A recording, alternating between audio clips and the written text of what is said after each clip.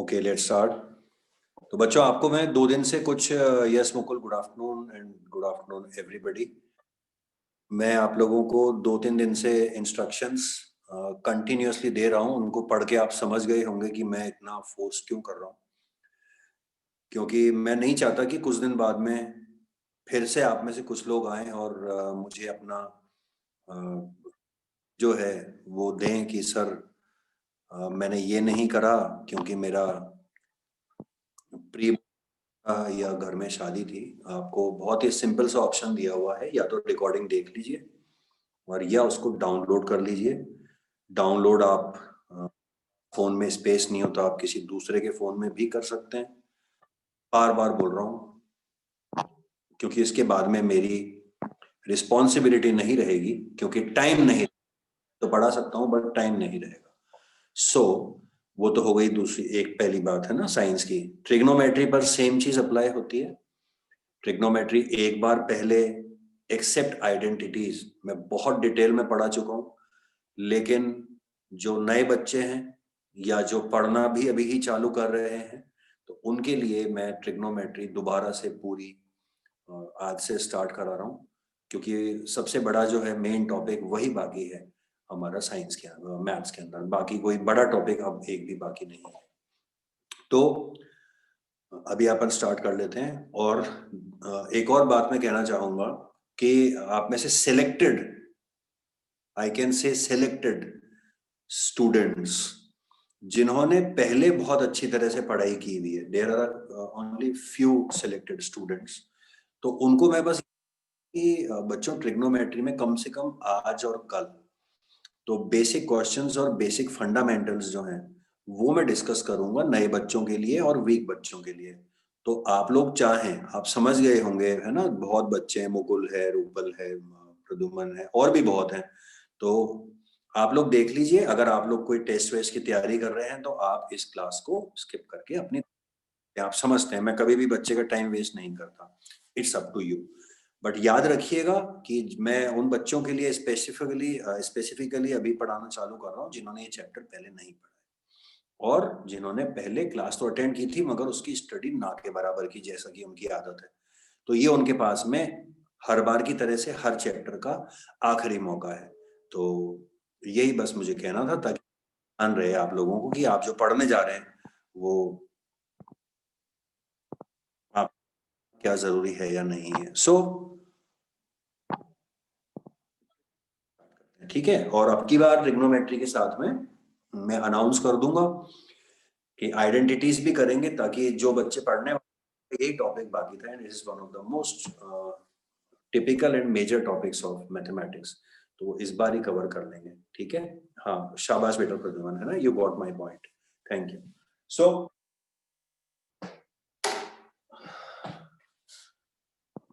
चलिए, तो बच्चों ट्रिग्नोमेट्री जितने भी लोग अभी सुन रहे हैं मेरी बात ध्यान से, या जो लोग रिकॉर्डिंग देखेंगे, उन सबके लिए ओके, ओके रूपल, उन लोगों के लिए मैं पहले ट्रिग्नोमेट्री आप लोगों को समझाता हूं कि होती क्या। जो पढ़े हुए हैं उनके लिए उसका कोई मतलब नहीं है, तो आप लोग समझिए, it's up to you. Aditya, Rupal और प्रद्युमन मेरी बात को सुन के क्लास से अच्छी तरह से गुड बाय करके जा चुके हैं।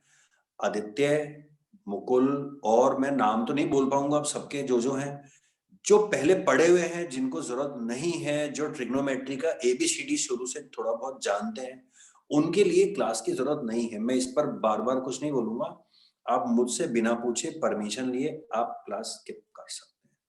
जिसको नहीं आती है और वो जो क्लास स्किप कर रहा है, तो वो उसकी समझदारी है कि अच्छा सर ने छोड़ दिया, चलो आज तो जाके बाहर पतंग उड़ा देता हूँ। वो सब आपकी समझदारी पे डिपेंड करता है। आप 10वीं क्लास के बच्चे हो, प्री प्राइमरी या फर्स्ट सेकंड थर्ड के बच्चे नहीं हो, आप समझते हो। ठीक है। तो ट्रिग्नोमेट्री क्या है मैं समझाता हूं। तो अभी जितने लोग मेरी बात को जरूरत है, देखिए, ट्रिग्नोमेट्री आपका बड़ा टॉपिक है, क्योंकि ट्रिग्नोमेट्री के बाद में अब एक और चैप्टर है, हाथों हाथ आएगा, एप्लीकेशंस ऑफ ट्रिग्नोमेट्री। तो ये बड़ा लंबा टॉपिक है। तो आप अगर ए से लेके जेड तक समझोगे तो मेरी गारंटी है मैं आपको ट्रिग्नोमेट्री में इसको आपका स्कोरिंग टॉपिक बना दूंगा। आप मानेंगे नहीं, लेकिन आई कैन प्रॉमिस यू कि ट्रिग्नोमेट्री नाम में मुश्किल है, सुनने में मुश्किल है, बट ये बाकी चैप्टर्स के कंपैरिजन के अंदर स्कोरिंग बहुत ज्यादा है। ये आपको समझ में आ जाएगा क्यों। तो आज मैं अभी आपको पहले कोशिश करके समझाता हूं कि आखिर ट्रिग्नोमेट्री होती क्या है। ठीक है, वो भी उन लोगों के ज्यादा काम में आएगी जो अगले साल मैथ्स लेने की तैयारी कर रहे हैं, तो सुनने में कोई हर्ज नहीं है। ट्रिग्नोमेट्री 9th क्लास, सॉरी आप 10th क्लास की जो आपकी जहां तक का सिलेबस है, वो बच्चों राइट एंगल ट्राइंगल्स के ऊपर अप्लाइड है। तो राइट एंगल ट्राइंगल्स में ट्रिग्नोमेट्री का मतलब क्या है, पहले आप इन शॉर्ट वो समझ लीजिए। मैं एग्जाम्पल से समझाता हूँ बच्चों, बहुत आराम से समझ में आ जाएगा। स्कूल में आप लोगों ने sine theta, cos theta, sine 45, cos 45 नाम सुने होंगे। मेरी बात अगर आप सुने तो आपको 20 मिनट के अंदर साइन का मतलब, कॉस का मतलब, थीटा का मतलब, वैल्यू का मतलब सब समझ में आ जाएगा। देखिए, तो बच्चों बेसिकली कहानी स्टार्ट होती है right angle triangle. So let's say this is a triangle X Y Z. जहां डाउट हो वहां पूछ लीजिएगा। सो अगर इस ट्रायंगल में ये एंगल मान लीजिए 90 डिग्री है, तो आपको 9th क्लास के बच्चे को जो पता होता है वो ये पता होता है कि पूरे ट्रायंगल के सारे एंगल्स का सम 180 डिग्री होता है। अब 180 डिग्री में से अगर ये 90 डिग्री है, तो 180 में से 90 तो ये अकेला हो गया। तो ये पक्का है कि इन दोनों का सम जो है वो 90 ही होगा। जैसे ये 90 है, ये 30 है, तो ये 60 होगा ताकि 180 हो जाए। 45, बच्चे बड़ी जल्दी बोलते हैं 9 10 के, हाँ सर 45 45। बहुत ही गलत बात है मैथ्स के अंदर। ये 45 45 तो सही है, लेकिन भाई 30 60 क्यों नहीं हो सकते, 10 80 क्यों नहीं हो सकते, 45 सॉरी 40 50 क्यों नहीं हो सकते। कुल मिला के इन दोनों का सम 90 डिग्री होगा। समझ गए आप? ये तो पता है, 9th के बच्चे को भी पता होता है। दूसरी बात जो 9th तक के बच्चे को पता होती है, वो ये होती है पाइथागोरस थ्योरम। पाइथागोरस थ्योरम कहती है कि P square plus B square is equals to H, यानी कि इसके सामने वाला हाइपोटेन्यूज होता ही आप लोगों को पता है। अब जो बाकी दो साइड्स बचती हैं वो बचती हैं परपेंडिकुलर और बेस। तो 9th तक आपको ये सिखाया गया कि आप इसको परपेंडिकुलर और इसको बेस, और इसको परपेंडिकुलर और इसको बेस लेके काम करते हो तो कोई फर्क नहीं पड़ता, क्योंकि ट्राइंगल अभी ऐसे रखा हुआ है।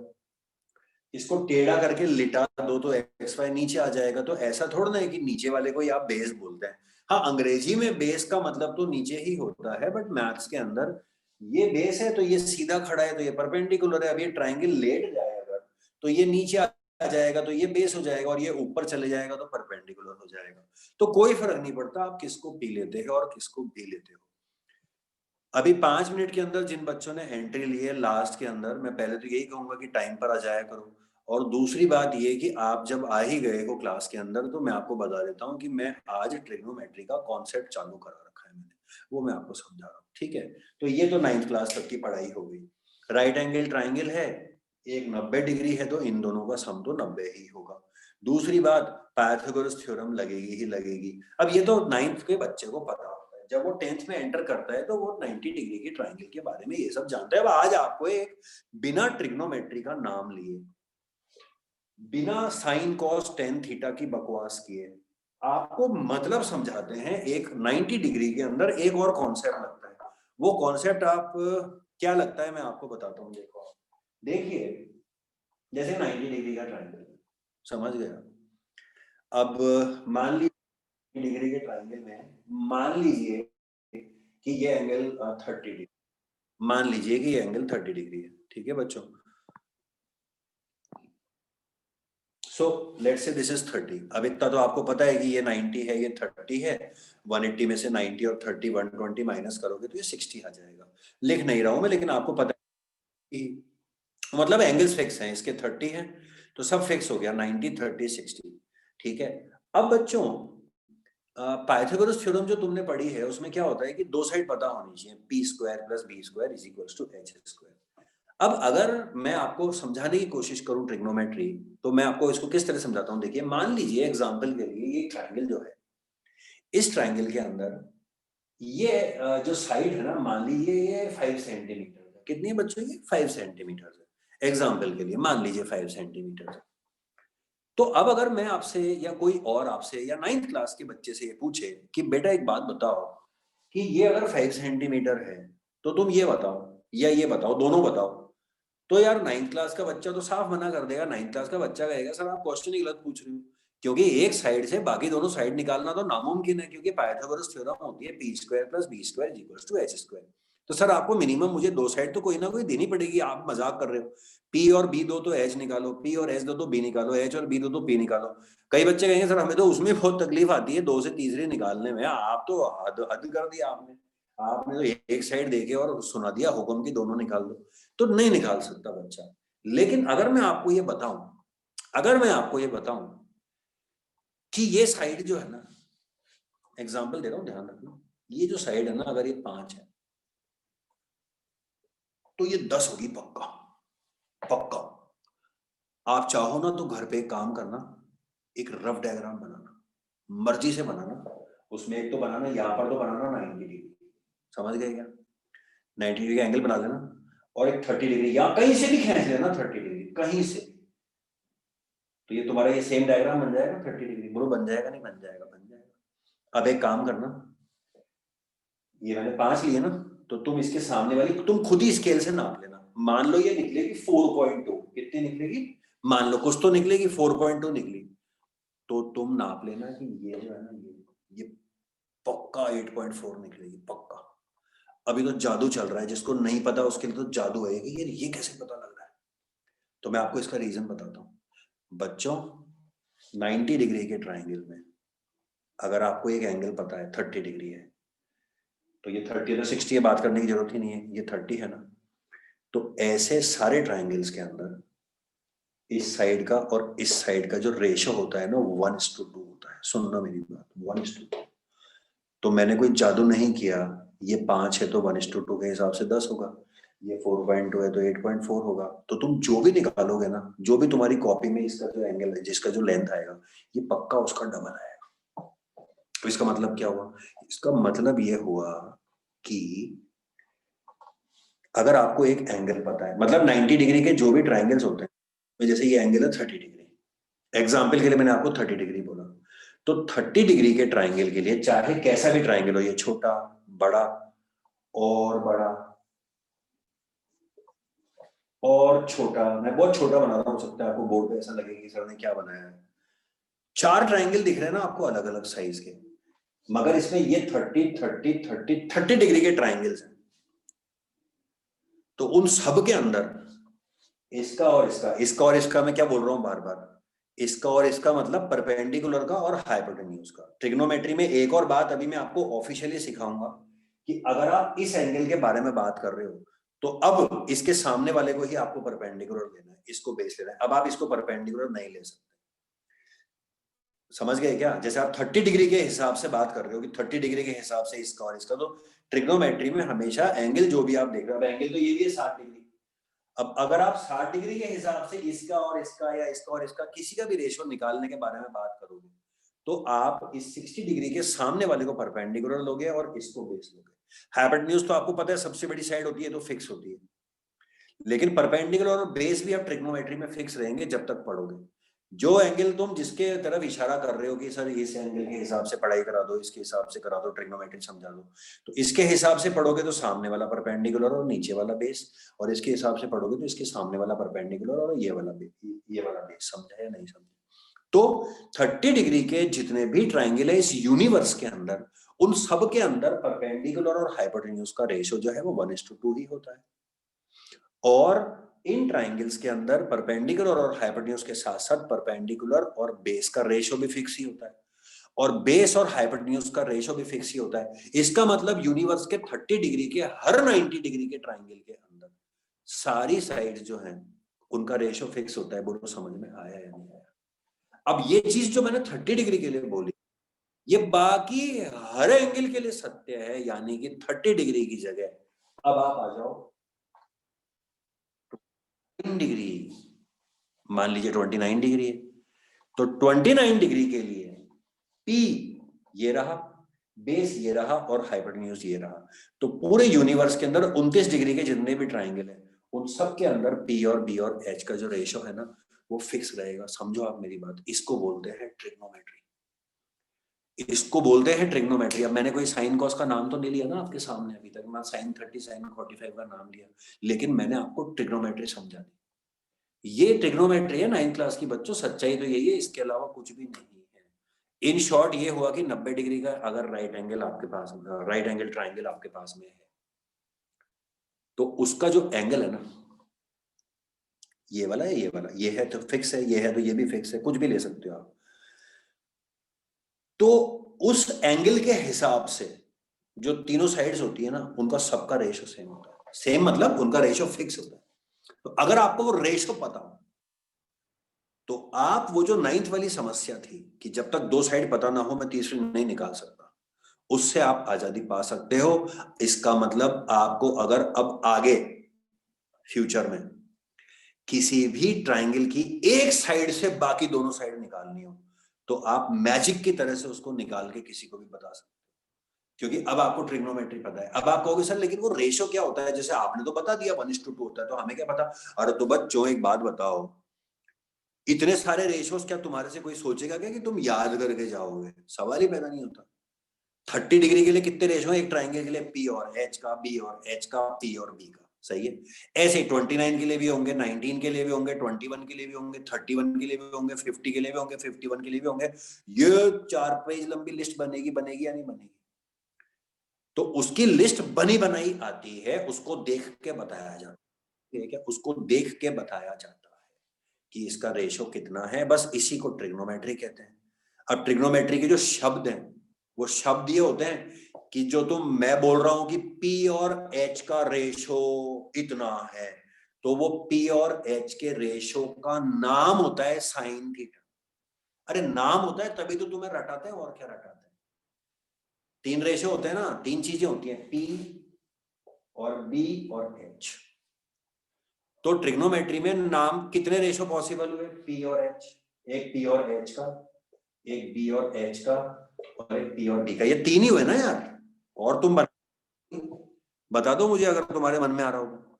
3 ही तो होते हैं, ज्यादा से ज्यादा क्या होगा, उल्टा करके बोलोगे बेकार है। P और H का रेशो, अब P और H का रेशो 1:2 है, तो H और P का 2:1 होगा, इसमें क्या बड़ी बात है? तो 3 रेशो की, P और H, B और H, P और B, बस उनको नाम दे दिए। ये दे दिया साइन, ये दे दिया कॉस, और ये दे दिया टेन। अभी समझाऊंगा मैं तुम्हारा। अब तुम कहोगे सर कई लोगों ने पढ़ा हुआ है ना स्कूल में, कहीं सर वो फिर वो साइन 30 क्या लिखा होता है सेकंड एक्सरसाइज के अंदर? अरे साइन 30 का मतलब होता है, ये होता है जो तुम्हारे सामने लिखा हुआ है। साइन 30 का मतलब होता है कि 30 डिग्री के ट्राइंगल में साइन यानी कि P और H का रेशो क्या है, तो अपन उसको लिखते हैं sine 30 is equals to 1/2। Sine 30 is equals to 1/2 का पूरा विस्तार से बोल के दिखाऊं क्या आपको? मतलब साइन 30 इज इक्वल्स टू 1/2 का पूरा मतलब बोल के दिखाऊं क्या आपको? एक राइट एंगल ट्राइंगल है जिसका एक एंगल 30 डिग्री है, तो उस ट्राइंगल के अंदर P और H का रेशो 1:2 होगा। ये है भाषा, उसका शॉर्ट फॉर्म है साइन थीटा। और लिख के दिखाऊं आपको? अभी पढ़ोगे आप? अरे अभी तो सिर्फ समझा रहा हूं, अभी सब रटाऊंगा आप लोगों को। कहीं पर लिखा है tan 30 is equals to 1/√3। tan 30 is equals to 1/√3 का मतलब बताऊंगे आपको? 100 में से 5 जनों को भी पता नहीं होता। ट्रिग्नोमेट्री पढ़ने के बाद में पता नहीं होता, अभी तो तुमने ट्रिग्नोमेट्री चालू ही नहीं करी। ये जो लिखा है ना tan 30 इज इक्वल्स टू 1/√3, इसका पूरा पूरा उसका विस्तार से आपके सामने दिखाऊंगे क्या लिखा हुआ है, इसका मतलब क्या है। इसका मतलब ये लिखा है कि एक 90 डिग्री का ट्राइंगल तो होगा ही होगा। अच्छा तुम 30 देख चुके हो, चेंज कर देता हूं, tan 60। ठीक है, इसका मतलब क्या है कि एक राइट एंगल ट्राइंगल है, उसमें अगर ये एंगल 60 डिग्री है, ये एंगल 60 डिग्री है, तो 60 डिग्री के हिसाब से ये P हो गया, ये B हो गया, ये H हो गया। tan का मतलब क्या होता है? P और B। इसका मतलब इस 60 डिग्री के ट्राइंगल में ये और ये √3:1 के रेशो में, यानी कि अगर ये साइड है 5 तो ये होगी 5√3। देखो √3:1 है या नहीं, मतलब आप तुरंत बता सकते हो। समझे या नहीं समझे? अगर लिखा है tan 45 इज इक्वल्स टू 1, 1 का मतलब क्या होता है? 1/1। तो इसका मतलब अगर कोई ट्राइंगल है जिसमें ये एंगल 45 डिग्री है, तो उस ट्राइंगल में tan का मतलब परपेंडिकुलर और बेस का रेशियो 1:1 होगा, यानी कि वो बराबर होंगे, यानी कि ये 5 होगा तो ये भी 5 होगा। समझे या नहीं समझे? अब जिसको ये चीज पता है वो ट्रिग्नोमेट्री लगा सकता है। तो बच्चों ये समझाना बहुत जरूरी था उन बच्चों के लिए जो थोड़ा सा समझ के पढ़ना ज्यादा प्रेफर करते हैं। अब आप सुनिए, ट्रिग्नोमेट्री जो आपके कोर्स की है वो टोटल रट्टा है और इतनी आसान है कि आपको अगर basic plus minus multiply divide के कैलकुलेशन आते हैं, पाइथागोरस थ्योरम आती है, तो आप ट्रिग्नोमेट्री को बड़े आराम से 2 से 3 दिन के अंदर बड़े टॉपिक्स जो उसमें है उनके अलावा, और एग्जाम में तो सब बराबर आते हैं, वो फर्स्ट एक्सरसाइज के भी क्वेश्चन आएंगे, सेकंड के भी आएंगे, तो आप उसको फुल टू स्कोरिंग अपना टॉपिक बना सकते हो। मैं आपको दिखा रहा हूँ। सो अब आज अपन इसका अब ऑफिशियली अपन ट्रिग्नोमेट्री स्टार्ट कर रहे हैं। अब आपको शायद थोड़ा सा ज्यादा अच्छा समझ में आएगी। तो ये है ट्रिग्नोमेट्री की कहानी। ये रहा एक 90 डिग्री ट्राइंगल, ये रहा XYZ। अब तक मैं आपको एग्जाम्पल दे रहा था 30, 40, 45, 21 डिग्री। अब मैं लिख रहा हूँ थीटा।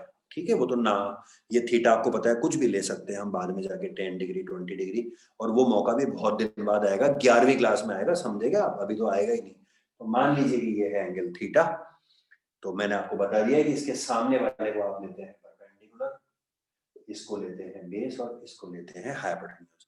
अगर ये थीटा यहाँ की जगह पर यहाँ लिख के कोई टीचर सवाल पूछ रहा है तो आप फिर इसके सामने वाले को लेंगे परपेंडिकुलर, इसको लेंगे बेस और इसको लेंगे हाइपोटेन्यूज। तो ये रहा पहली चीज। दूसरी चीज, इस ट्राइंगल के अंदर 3 जो रेशियोज निकलते हैं उनके नाम मैं आपको अब ऑफिशियली लिख के दिखा देता हूँ। P और H का रेशियो कहलाता है साइन थीटा। और इससे पहले कि आपको गंदी आदतें लग जाएं ट्रिग्नोमेट्री में, मैं आपको बता दूं कि ट्रिग्नोमेट्री के हर रेशियो को आप स्मॉल लेटर्स में ही लिखते हैं। ऐसा ही रूटीन चलता रहा है, कभी नहीं तो आपके नंबर कट जाएंगे। Never write capital SIN, never write capital COS, नहीं, स्मॉल लेटर्स। तो sine theta is equal to P/H।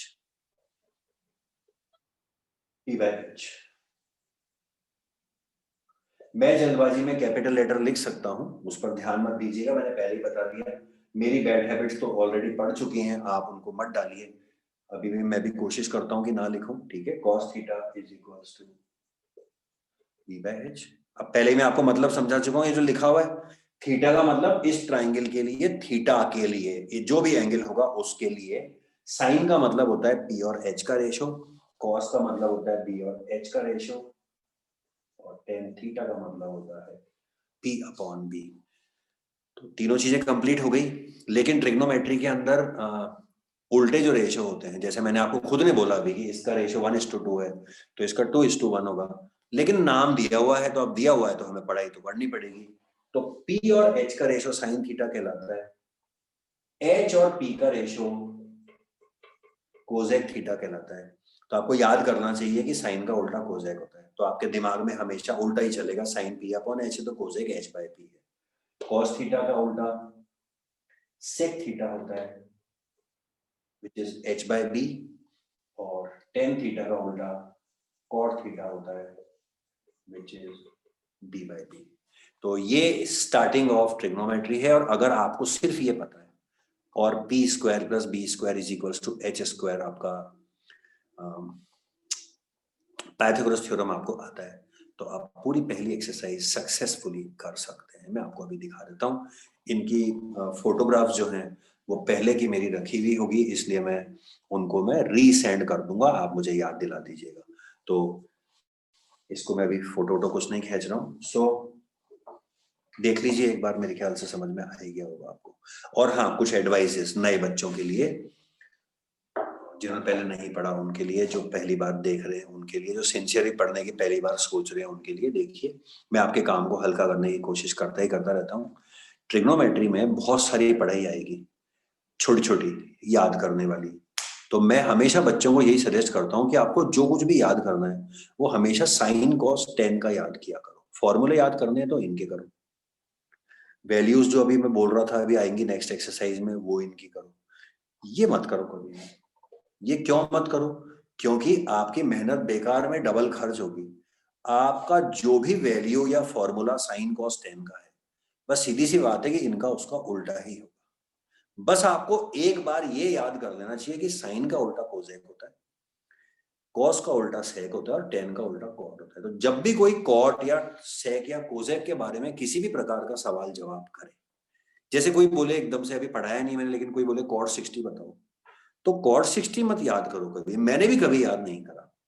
Cot 60 की जगह आप टेन 60 की वैल्यू याद कर लो, और जो टेन 60 की वैल्यू है उसको उल्टा कर लो।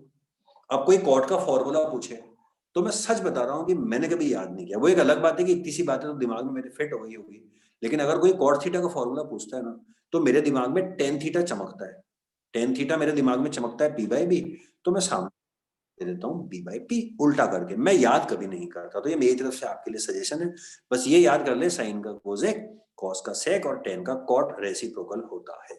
और फिर आपके मन में अपने आप ही पी अपॉन एच और बी अपॉन एच और एच अपॉन बी को उल्टा करने की आदत डाल लें। इनको आप याद करने बैठेंगे तो डबल काम होगा और कोई मतलब भी नहीं निकलेगा। So that's enough for the first exercise of trigonometry. Second exercise में वैसे ही कुछ नहीं, तो आपकी दो एक्सरसाइज तो देखो फ्री फोकट में कवर हो जाती है। मैं आपको क्वेश्चंस दिखा देता हूँ कैसे कैसे क्वेश्चंस आते हैं। तो पहली एक्सरसाइज जो है उसमें कुछ भी नहीं है, वो खाली ये चेक करती है पहली एक्सरसाइज कि भाई बच्चे को बेसिक ट्रिग्नोमेट्री समझ में आती है, फॉर्मूले वॉर्मूले आते हैं या नहीं आते हैं। तो दो तरह के क्वेश्चंस आपको मिलेंगे, वो दोनों ही मैं आपको दिखा देता हूँ। पहले देखिए, चलिए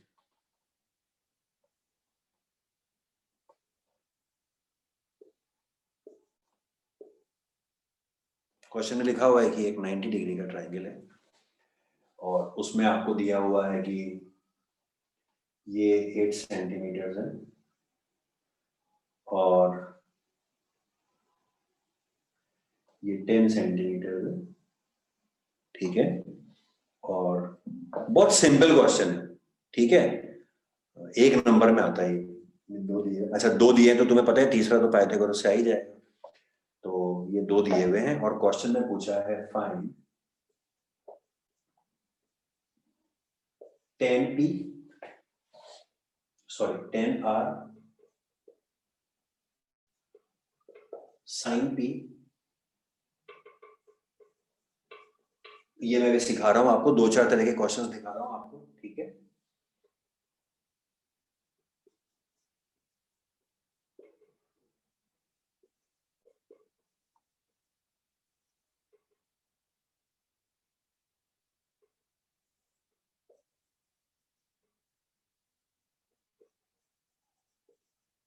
समथिंग लाइक दिस।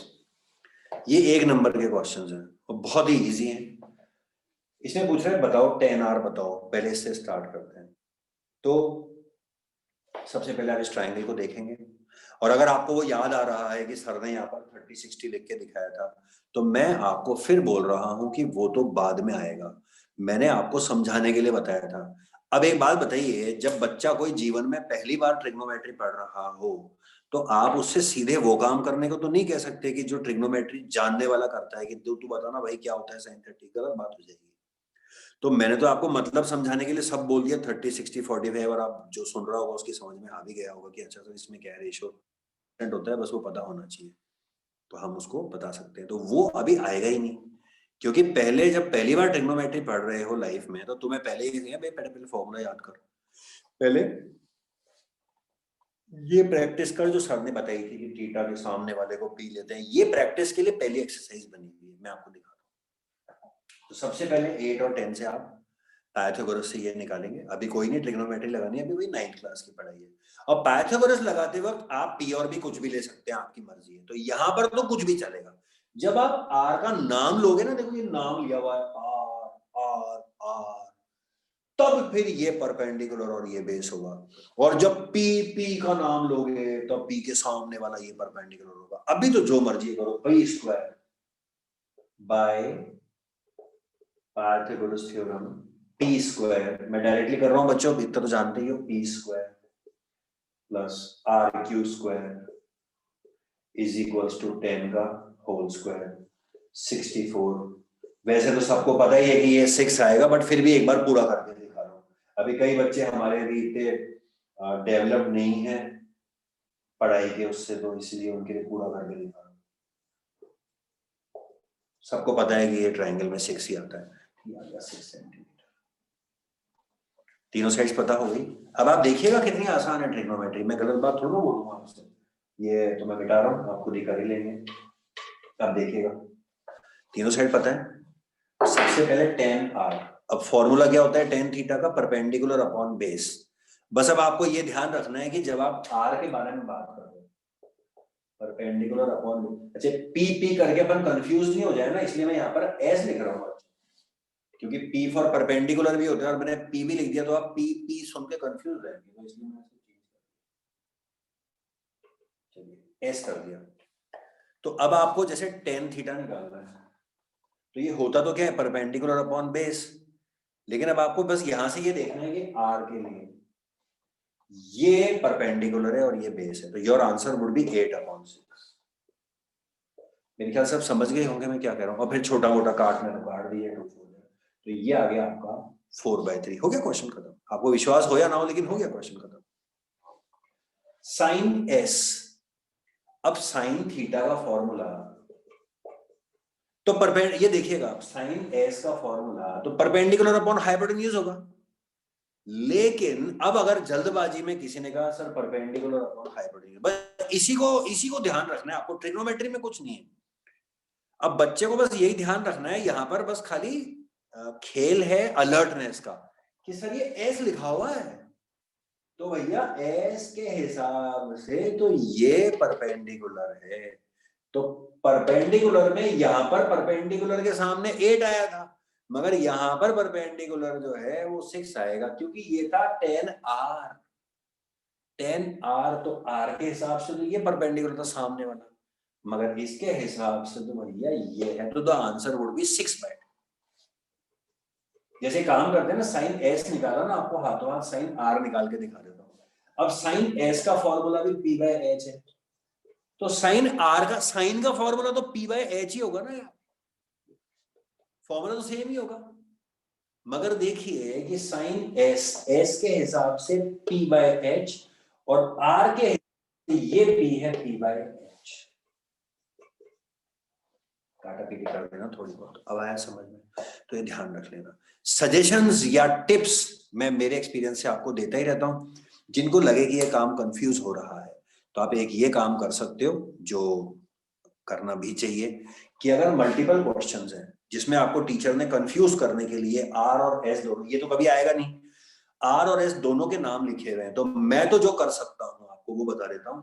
मैं पहले आर के सामने यहां पर लिख ही लेता हूं कि ये पी है और ये पी है, और पहले सारे आर के साथ डाल देता हूं, ये वाला, ये वाला, ये वाला, ये वाला और ये वाला, फटाफट पी डाल के, और फिर बचे हुए सारे एस के, तो फिर यहाँ पर पी लिख लूंगा और यहाँ पर भी लिख लूंगा, फिर सारे एस के साथ डाल दूंगा, तो इससे दिमाग को बार बार स्विच ऑफ स्विच ऑन के मोड में नहीं डालना पड़ता।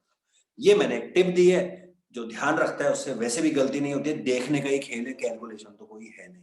समझ गए? अब मैंने 2-3 क्यों लिखे मैं आपको दिखा दूं, क्योंकि एक क्वेश्चन करना और फिर दूसरे तीसरे को करना टाइम वेस्टेज है, तो एक ही से आपको सब समझा रहा हूं मैं। अब ये देखिए जिन्होंने ट्रिग्नोमेट्री पहली बार पढ़ी है, cos स्क्वायर r, ट्रिग्नोमेट्री में जो स्क्वायर होता है ना, जैसे इसका होल स्क्वायर करना है, तो 9th क्लास में अपन क्या करते थे, x का होल स्क्वायर करना है तो x स्क्वायर, और अभी अभी आपने देखा था थोड़ी देर पहले कि 8 का स्क्वायर 64 लिख दिया था मैंने, तो x का स्क्वायर ऐसे लिखा जाता है, लेकिन ट्रिग्नोमेट्री में cos r का स्क्वायर जो होता है ना, अगर आप इसको अंदर लाना चाहते हैं, यहाँ लिखा जाता है। समझ गए क्या? तो कभी ये मत सोचना कि ये स्क्वायर कॉस पर है आर पर नहीं है, क्योंकि कॉस और आर अलग अलग है नहीं, चीज है, तो स्क्वायर जो है वो सेंटर में लिखा होता है। तो अब आप समझ गए होंगे कॉस स्क्वायर आर का मतलब क्या है, कॉस आर निकालिए। अब कॉस आर, अब कॉस का फॉर्मूला होता है b/h, पहले b/h लिख लीजिए। अब आर के हिसाब से ये परपेंडिकुलर है और ये बेस है, तो ध्यान से कॉस आर देखना चाहिए, इसमें देखने में 2 सेकंड खर्च करो, आर के हिसाब से, मैं तो मन में बोलता रहता हूँ ये परपेंडिकुलर है, ये बेस है, ठीक है यार, ये बेस डाल देते हैं, हाइपोटेन्यूज आ गया भाई क्या 5, और यहाँ पर आप लिखेंगे 3/5 का होल स्क्वायर, यानी कि 9/25। समझ में आया या नहीं आया? देखिए आराम से, ठीक है बच्चों। अब मैंने ये एग्जाम्पल क्यों दिया मैं आपको वो बताता हूं।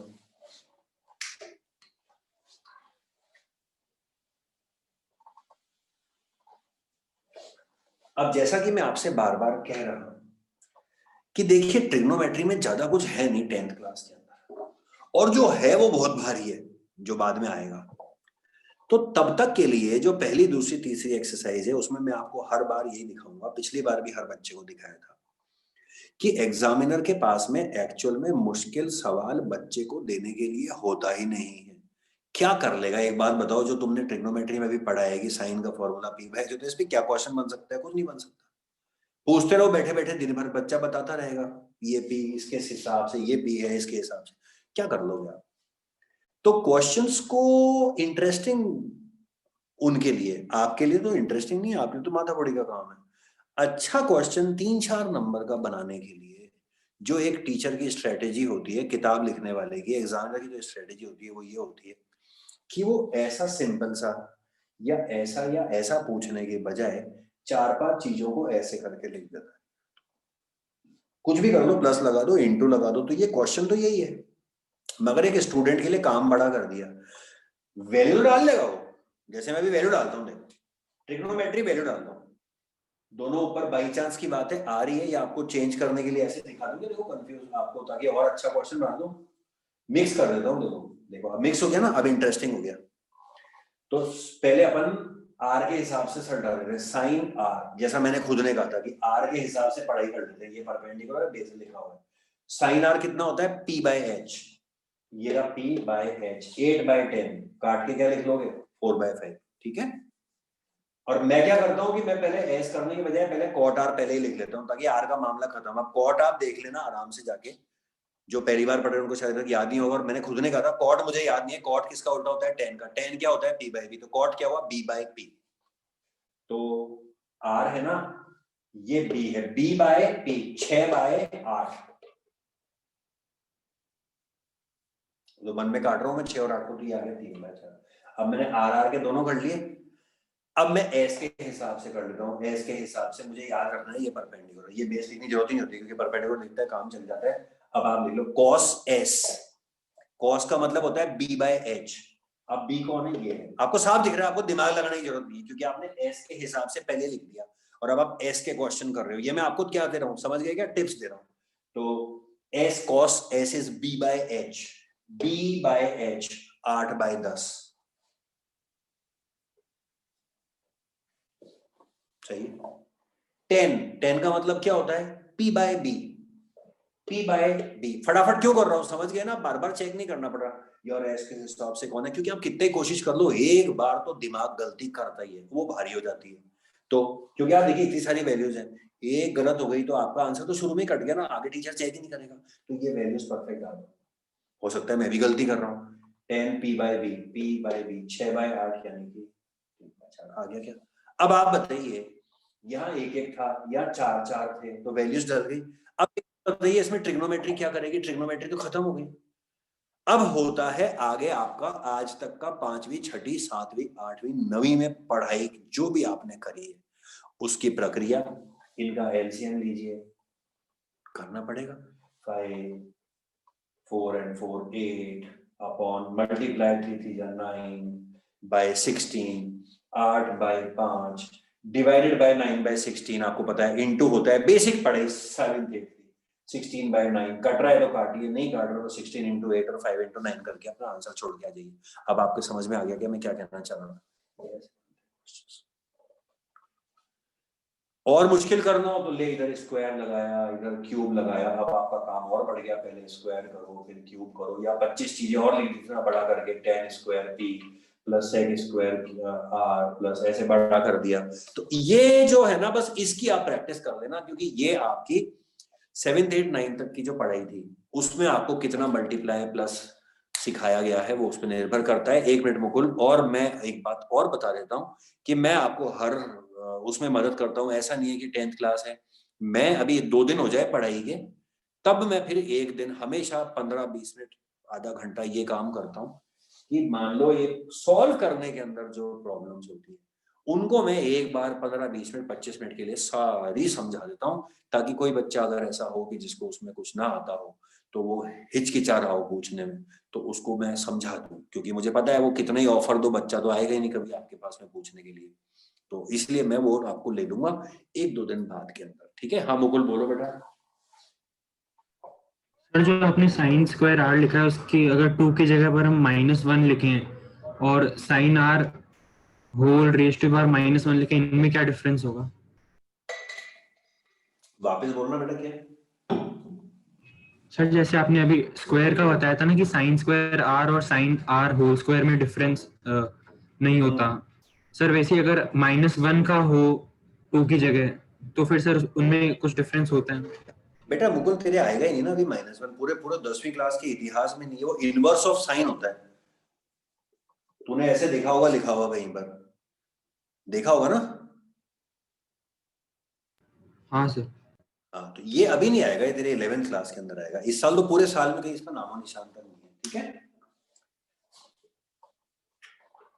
तो बच्चों ये कहानी जो है ये आपको समझ में आ गई होगी मेरे ख्याल से बड़े आराम से, और इसके ज्यादा क्वेश्चंस नहीं, किताब के अंदर मेरे ख्याल से एक फर्स्ट सेकंड क्वेश्चन इस तरह का दिया हुआ है। तो यूँ समझ लो कि आपकी पहली एक्सरसाइज जो है वो 50% तो ये है। और मुकुल एक सेकंड, तू पूछ क्या रहा था? यही पूछ रहा था ना? मेरे दिमाग में चल रहा है, तुमने पूछा क्या था? यही पूछा था ना? नहीं सर, यही पूछ रहा था। यही था ना? हाँ, इनवर्स जो है वो भी पावर होता है, -1 होता है, लेकिन वो इनवर्स में साइन को उल्टा करके काफी सारी और भी चीजें होती हैं। वो क्या क्या होती हैं वो तेरे अभी इस साल नहीं आएंगी। एक आध जगह हो सकता है कि कहीं शायद RD शर्मा के अंदर कोई जो वैल्यू निकालने का तरीका है उसका, जैसे मेरे को अभी, मैं तेरे से बात तो मैंने बंद कर दी लेकिन मेरा दिमाग उसी दिशा में चल रहा था कि तूने आखिर कहा, देखो समथिंग लाइक दैट तूने हो सकता है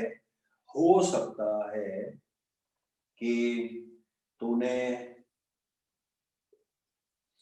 ऐसा कुछ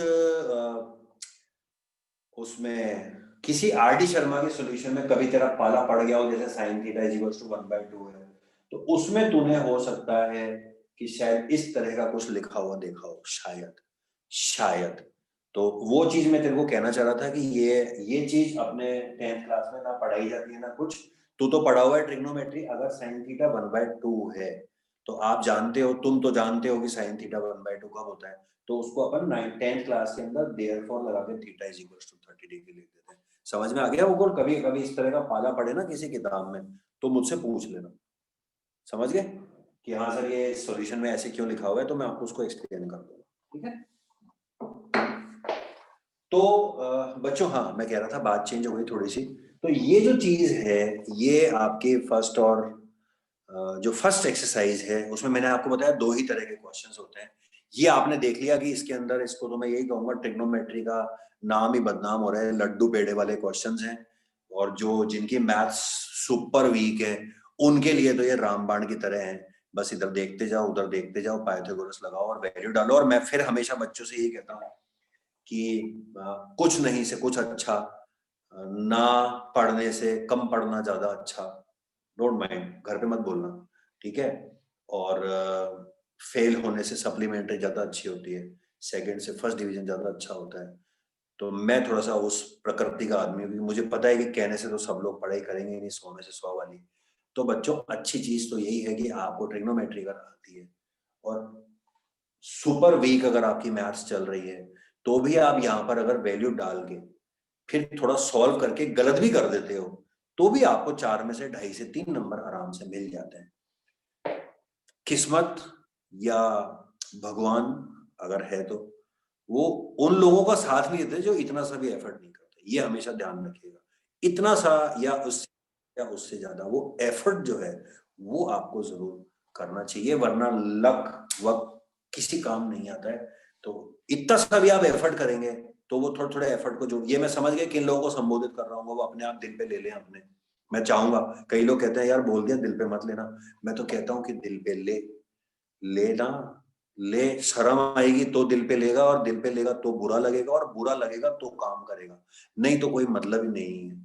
तो इस तरह की छोटी छोटी चीजें, जो लोग अभी भी फंसे हुए हैं कि अब क्या करेंगे, 10वीं एक आखिरी हर्डल बाकी बची है लाइफ में, आगे तो है लेकिन अभी एक बार तो है ना, 10th का बोर्ड निकल जाए, तो उनको मैं यही कहूंगा कि वो अगर इस तरह के छोटे छोटे एफर्ट्स, जो लोग फेल होने की कगार पे खड़े हुए हैं, जिन्होंने अभी तक किताब कॉपियों से अपना नाता जोड़ा ही नहीं है, तो उनसे मेरी ये रिक्वेस्ट है कि वो अगर इस तरह से थोड़ा थोड़ा करके जुगाड़ करेंगे, तो थोड़ा थोड़ा जुगाड़ करके ट्रिग्नोमेट्री और स्टैट्स और देखिए प्रोबेबिलिटी, ये आपको एक बुरी स्थिति में आने से बचा सकती है। जैसे जैसे एग्जाम नजदीक आएंगे मैं आप लोगों को इसी प्रकार से संबोधित करता रहूंगा।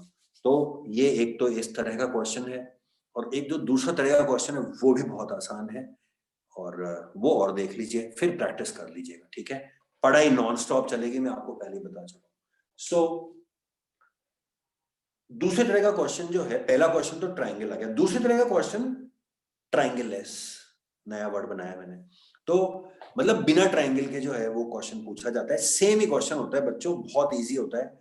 अब जैसे मान लीजिए आपको जो 6 ट्रिग्नोमेट्रिक रेशियो होते हैं, उनमें से कोई एक बता दूं मैं, जैसे मैंने बोला कि इफ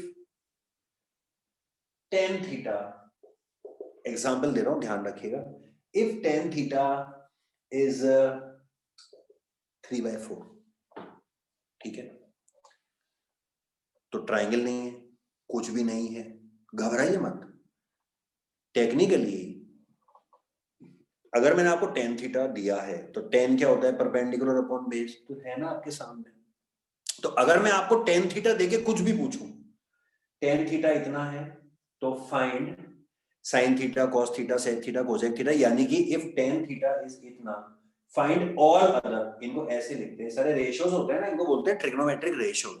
तो टीचर ऐसे बोलता है कि अगर tan थीटा दिया ना, तो बता सारे टी रेशो बता साइन कितना हो। तो जो बच्चा पहली बार पढ़ रहा हो बेचारा वो बिदक जाएगा, वो कहेगा सर ट्राइंगल नहीं दिख रहा, तो मैं साइन थीटा कॉस थीटा कहां से निकालूं। तो आपको जरूरत नहीं है, क्योंकि टेक्निकली अगर मैं आपको टेन थीटा दे रहा हूं 3/4, तो बेसिकली टेन थीटा क्या होता है, परपेंडिकुलर अपॉन बेस।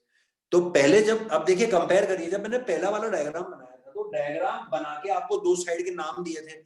अरे यार अब मैं बिना डायग्राम बनाए भी तो दो साइड के रेशो दे रहा हूं ना, समझे या नहीं समझे। तो रटो मत, कोई डायग्राम बना के दे तो भी दो साइड देगा, तो तुम पाइथागोरस से तीसरे निकाल लोगे। और कोई डायग्राम ना बनाए और ट्रिग्नोमेट्री का रेशियो बता दे, तो भी वो वही काम कर रहा है। P अपॉन बी तुम्हें दे रहा है 3/4, तो परपेंडिकुलर हो गया, नॉट 3 क्योंकि ये रेशियो है, तो you can write 3K, base is 4K, और P और B पता लग गया, तो आप ट्राइंगल की जरूरत का है, एच निकाल लीजिए। बल्कि ये क्वेश्चन ज्यादा है किताब में, ज्यादा इंपॉर्टेंट है, लेकिन मेरी नजर में आसान है, सोचिए क्यों, मैं बताता हूं। ये ज्यादा आसान है, ये ज्यादा आसान इसलिए है क्योंकि पिछले वाले क्वेश्चन के अंदर तो वो कभी पी कभी आर, याद है TSSP में पूछना था ना, तो बार बार दिमाग इसके हिसाब से ये, इसके हिसाब से। अब इसमें तो कोई हिसाब लगाने की जरूरत ही नहीं, क्योंकि ना ट्राइंगल वो कहते हैं ना बजेगा बांस, ना बजेगी बांसुरी, ना रहेगा बांस, सॉरी। तो जब ट्राइंगल है ही नहीं, तो उसमें दो एंगल ही नहीं है, तो मेरे लिए चेंज करने का हेडेक ही नहीं है मेरे लिए। तो हाँ तेजपाल कह रहा है यस सर, हाँ सही है ना कहावत, अरे हिंदी बहुत अच्छी है मेरी भी, डिस्टिंक्शन मिला था मेरे को हिंदी के अंदर भी, फेंक नहीं रहा, सही में मिला था।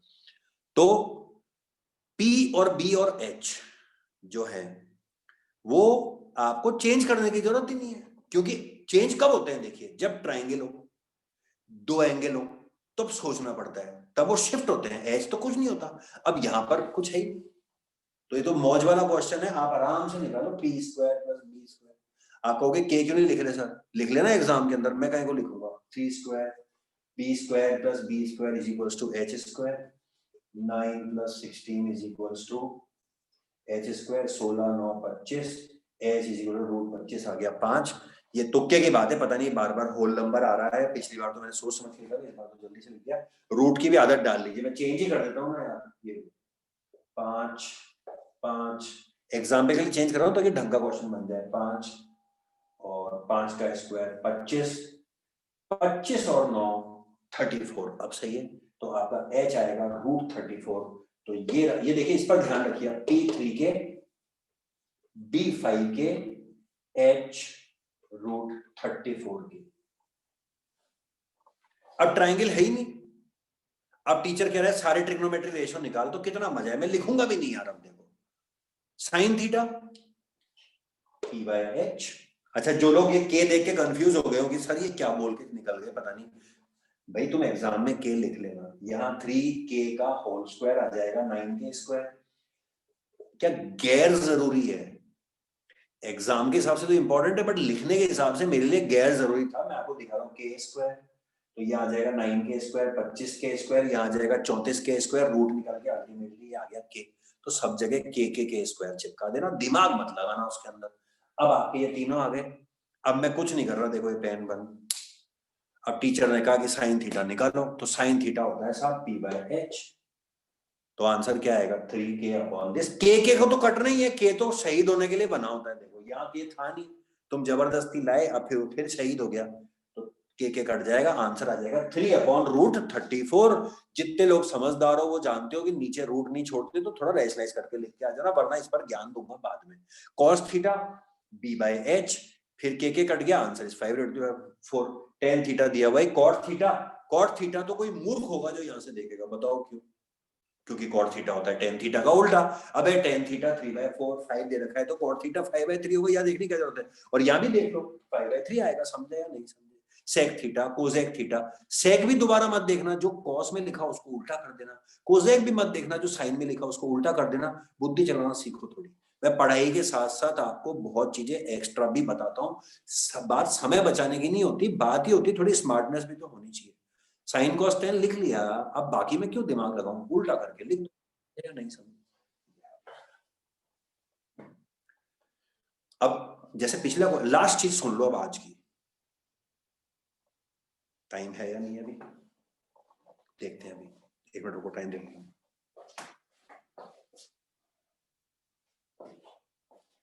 चलो पता ही लगा, टाइम भी हो गया। हाँ तेजपाल 2 मिनट, बिल्कुल सही टाइम बताया, 2 मिनट बाकी है, कोई बात नहीं, मैं 5 मिनट पढ़ा देता हूँ आपको। तो देखिए, जो पिछले क्वेश्चन में मैंने आपको दिखाया था ना कि अब ऐसे सिंपल सिंपल पूछ लो तो ठीक है, आधे 1 नंबर का क्वेश्चन, और जबरदस्ती कैलकुलेशन करा दो। अब इसी क्वेश्चन को मैं तुम्हें अच्छा क्वेश्चन बना के दिखा रहा हूँ। ये नहीं पूछा सर ने, अब तुम देखना किताब के अंदर, किताब में सिर्फ एक छठा क्वेश्चन छोड़ना जो लोग पहली बार कर रहे हैं। इस बार मैं छठा भी करा दूंगा क्योंकि तुम्हें सिमिलर ट्रायंगल पढ़ा चुका हूं। जो लोग पहली बार ट्रिग्नोमेट्री पढ़ रहे हैं या पहली बार ट्रिग्नोमेट्री पढ़ने की हिम्मत करेंगे, उन लोगों के लिए बोल रहा हूँ, सिर्फ एक छठा क्वेश्चन और लास्ट के 2-3 वो तुम्हें देखते ही समझ में आ जाएगा, वो छोड़ देना, बाकी सब लाइन से कर लेना। जो मैं करा रहा हूं ना उनसे भी आसान है। सारे क्वेश्चन तुम्हें वही 2 मिलेंगे, या तो ट्रायंगल मिल जाएगा और नहीं तो ऐसा लिखा मिल जाएगा। तो देखिए, अब जैसे ये है tan थीटा इज 3/5, क्वेश्चन मैंने पहले पूछा सिंपल। अब जैसे आधे नंबर का क्वेश्चन पूछ रहा है, टीचर क्या बोलेगा, tan थीटा इतना, फाइंड cos थीटा, बस। लेकिन टीचर को देना है 3 नंबर का क्वेश्चन, वो कहेगा यार घुमाओ इसको बच्चे को, तो टीचर ऐसे वही घुमा के बोलेगा कि tan थीटा इतना है 3/5, या tan a, कुछ भी लिखा हुआ है, घबराना मत, तुम्हारे को क्या मतलब आता है, a b c d कुछ भी लिख दे, कोई टेंशन नहीं। का नाम होता है, थीटा लिख दे, a लिख दे, x लिख दे, अल्फा लिख दे, बीटा लिख दे, जो मर्जी हो लिख दे, हमारे कोई फर्क नहीं पड़ता। कहता है tan a 3/5 है, देखो 3 नंबर का क्वेश्चन दिखाओ, if tan a 3/5 find sin cube a minus tan a into cot a। वही समझ गए ना रामायण पूरी, cosec a into sec a into ये a इंटू वो है, जो मर्जी हो लिख दो, तो टीचर ये 3 नंबर का क्वेश्चन बना देगा। तो आपको करना वही है, वैल्यू उठा उठा के यहाँ डाल दीजिए, फिर आगे सॉल्व। अगर आप गलत भी करके आते हैं तो ट्रिग्नोमेट्री के लिहाज से आपको 4 में से कितनी गलती है उसके हिसाब से 2.5, 3, 3.5, 4.5 नंबर मिल जाएंगे। और बार बार बोल रहा हूँ कि सॉल्व करने के ऊपर मैं आपको अलग से लेक्चर दे दूंगा, ताकि जिन बच्चों की कैलकुलेशन थोड़ी वीक है उनमें थोड़ी सी पॉलिशिंग जो है वो हो जाए। हालांकि मैं एफर्ट करता रहता हूँ, लेकिन मुझे पता है कि जिनको नहीं पढ़ना होता उनके कोई फर्क पड़ता नहीं है, बट मेरा काम क्या है, ट्राई करना, तो मैं जरूर ट्राई करूंगा। कुछ भी आ जाए, ये आ जाए तो ये कर देना, नहीं तो टीचर ये बोलेगा कि tan है 3/5 है, तो वेरीफाई करो कि ये इसके आगे इज इक्वल टू लगा देगा और फिर यहाँ पर कुछ लिख देगा 1 माइनस cos स्क्वायर है। तो आप वेरीफाई करने के लिए यहाँ भी वैल्यू डाल देना और यहाँ भी वैल्यू डाल देना, दोनों को सॉल्व कर देना, बराबर आ जाए यस लिख देना, नहीं आ जाए नो लिख देना। कल को टीचर बोलेगा 10 है 3/5 है तो प्रूव करो कि ये इसके बराबर होता है, सब बहुत खुशी की बात है, यहाँ भी वैल्यू डाल देना, यहाँ भी वैल्यू डाल देना, दोनों बराबर आ जाए तो नीचे लिख देना हैंड प्रूव। समझ गए क्या?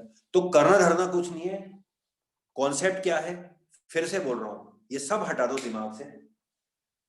पूरी ट्रिग्नोमेट्री की जो पहली एक्सरसाइज है उसका 99% जो कॉन्सेप्ट है वो यही है कि if you are given a triangle, practically you are given a triangle और दो साइड कोई भी दे दे टीचर, तो तीसरी पैराग्राफ से निकाल लो, फिर जो वो कहे फॉर्मूले साइन थीटा के पी बाय बी बेस निकाल के निकालते रहो। ट्रायंगल ना दे, ऐसे लिख दे कि इफ टेन थीटा इतना या इफ सेक थीटा इतना या इफ साइन थीटा इतना इफ कॉस थीटा इतना, तो कोई भी एक वैल्यू देगा तो उसके आगे दो नाम लिखे ही होंगे, रेशो। इतने तो तुम समझदार हो कि अगर कोई टीचर लिख के देगा कि tan a is equal to √3 तो अपॉन 1 तो लगा ही लोगे जो पहली बार पढ़ रहे हो भाई। कल को ये मत बोलना सर नीचे कुछ नहीं दिया हुआ है, नीचे 1 होता है। या कल को टीचर ऐसे दे कि if 3 sec theta is equal to 5 तो भैया कृपया 3 को इसके नीचे कर लेना।